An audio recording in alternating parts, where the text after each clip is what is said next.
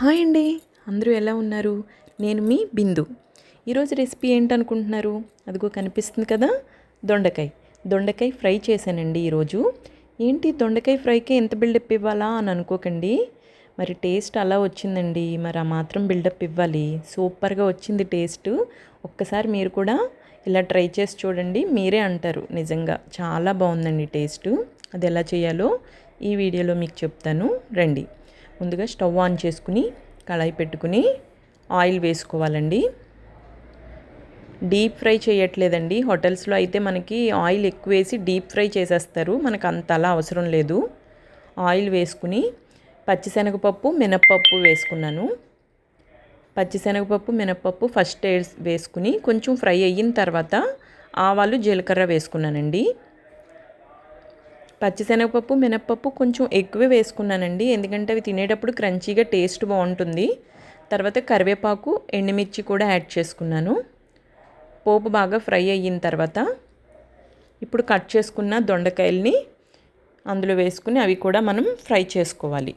దొండకాయలు మగ్గడానికి ఎక్కువ టైం పడుతుంది అని అనుకుంటారు, కానీ ఇలా రౌండ్గా కట్ చేసుకుంటే తొందరగానే మగ్గిపోతాయండి. బాగుంటుంది చూడడానికి కూడా కర్రీ. చూడండి అలా ఫ్రై అయిన తర్వాత మూత పెట్టుకుని, నేను ఈ కర్రీ అంతా హై ఫ్లేమ్ మీదే చేశానండి. హై ఫ్లేమ్ మీద మూత పెట్టుకుని కలుపుతూ చేసుకున్నాను. చూసారా, దొండకాయల్లోంచి కూడా వాటర్ సెపరేట్గా వస్తుందండి దాంట్లోంచి. దాంతో కర్రీ కుక్ అవుతుంది. ఇలా ఫ్రై అయిన తర్వాత దాంట్లోకి కొంచెం అల్లం వెల్లుల్లి పేస్టు వేసానండి. నేను పోపులో వెల్లుల్లిపాయలు వేయలేదండి, అల్లం వెల్లుల్లి పేస్టు ఇప్పుడు వేసాను. అది పచ్చివాసన పోయిన తర్వాత కొంచెం పసుపు యాడ్ చేసుకున్నాను.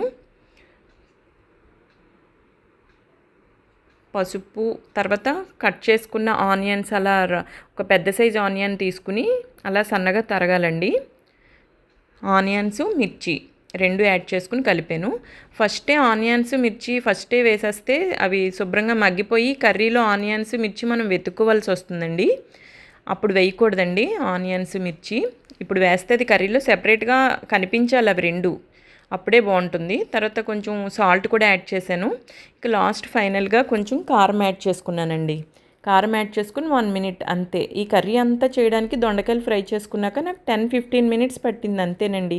చాలా ఈజీ ప్రాసెస్ అండి, కానీ టేస్ట్ మాత్రం హోటల్ స్టైల్కి మించిపోయి వస్తుందండి టేస్ట్. ఇది మీరు పక్కాగా ట్రై చేయవలసిన రెసిపీ అండి, చాలా బాగా వచ్చింది.